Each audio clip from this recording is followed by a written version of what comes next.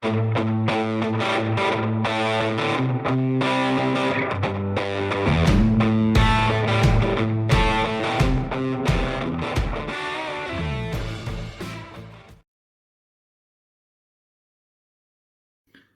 guys, what you see in front of you is the track rod for the steering for the sidecar. This goes from the end of the steering rack onto the back of the forks up there.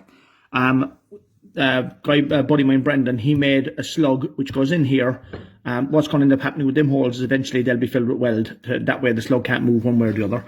This guy is going to screw on here onto the end of the steering rack and will be locked in place with that nut.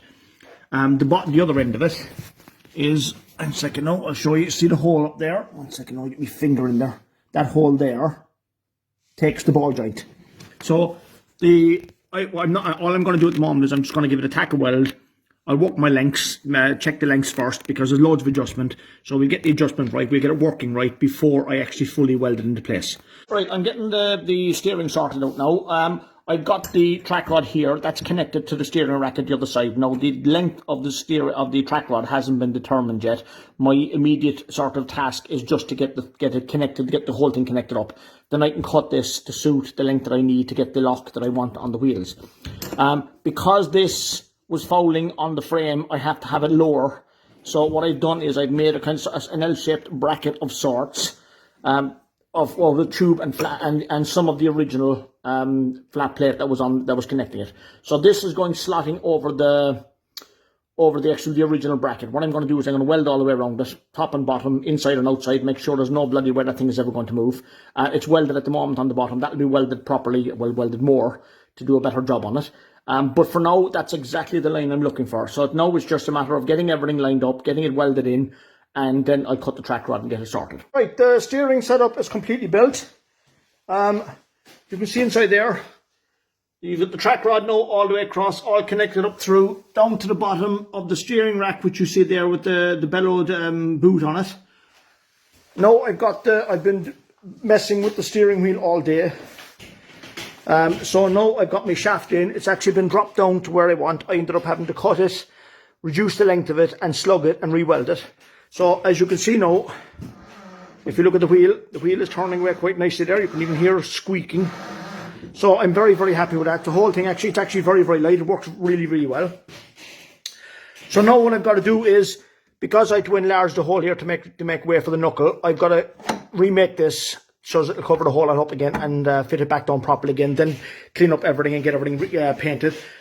And that's pretty much it. There's one small bit of brake fitting to be done, but other than that, it's all done. Okay. Right, this afternoon's job was turning big pieces of brass into little pieces of brass and a whole lot of filings. What I've had to do is I've had to make this guy.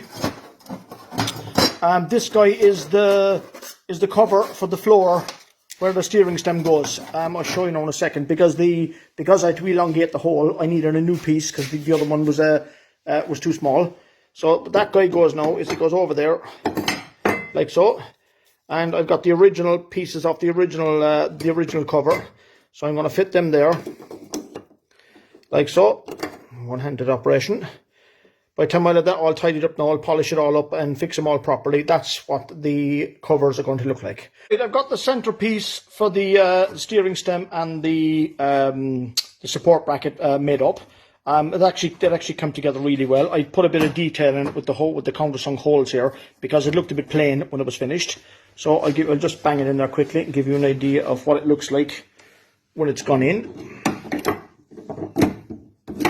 So I have to say I'm very happy with that. That actually fits the whole thing quite nicely. And that'll when that's fixed down now and everything's back in place, I think it will look pretty cool. Also, what I'm going to do is this guy that's the steering stem. The steering wheel goes on the top here. Now, this was always visible. I was never quite happy with it because I always thought it looked a bit messy.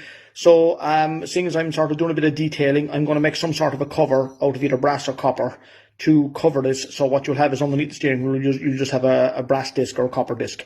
So that's my plan for now. Right, I've made the brass cap for the, if you remember rightly, there was a cup underneath here where this shaft was sitting into, and there was some welding done in there, and it wasn't very pretty. I never got a chance to do it previous. But what I've done now is I've made this for it. The steering wheel now will sit up on top here. 1 second now. It's not going all the way down because I haven't actually located it properly, but you get the idea. So what you have now basically is a nice touch with the brass finish below. It looks quite good. All I've got left now to do is take the steering stem out, paint it, put the whole lot back together, which will take sort of a half an hour or so, and that's the steering completely finished then. I'm only waiting on one tiny little brass fitting, which I'll be picking up during the week, or one brake fitting for the front brake, because of a slight weep on one of the brake pipes. Can't have that. So during the week, bleed the brakes, and hopefully next weekend, weather permitting, we'll have this thing back out on the road for test number 2. Hi guys, I'm working away on the brakes.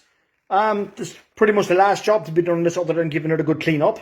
Alright, I've fixed this joint up now, sorted it. What I've done is I've removed a joint from the middle here. There's a big joint here.